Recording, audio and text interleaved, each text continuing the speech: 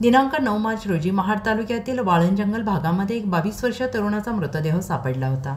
राहुल शिवाजी लाड असे मृत तरुणाचे नाव असून प्रथम राहुल याचा मृत्यू कशामुळे झाला याचा अंदाज लावणं कठीण होतं। सुरुवातीला प्राण्यांच्या हल्ल्यात की बंदुकीची गोळी लागून राहुलचा मृत्यू झाला अशी उलटसुलट चर्चा तालुक्यामध्ये सुरू होती। मात्र बंदूक हाताळताना राहुलला छातीमध्ये गोळी लागल्याची माहिती पोलिसांनी दिली आहे।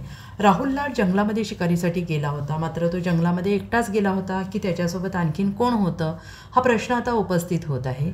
सुरुवातीला महाड MIDC पोलीस ठाण्यात आकस्मिक मृत्यूची नोंद करण्यात आली होती, मात्र बंदुकीची गोळी लागून मयत झालेला राहुल लाड याच्यावरच पोलिसांनी गुन्हा दाखल केला आहे आणि या संपूर्ण गुन्ह्याचा तपास सहाय्यक पोलीस निरीक्षक जीवन माने हे करीत आहेत। जागृत महाराष्ट्र न्यूज, रामदास चव्हाण, महाड, रायगड। चॅनलला आता आपण ट्विटरवरती देखील फॉलो करू शकता। तसेच जागृत महाराष्ट्राच्या वेबसाईटला भेट देण्यासाठी गुगलवर टाईप करा www.jagratmaharashtranews.com। तसेच जागृत महाराष्ट्राला ट्विटर, इंस्टाग्राम, फेसबुक आणि यूट्यूबला फॉलो करा। तसेच बातम्यांना लाईक आणि शेअर करायला विसरू नका।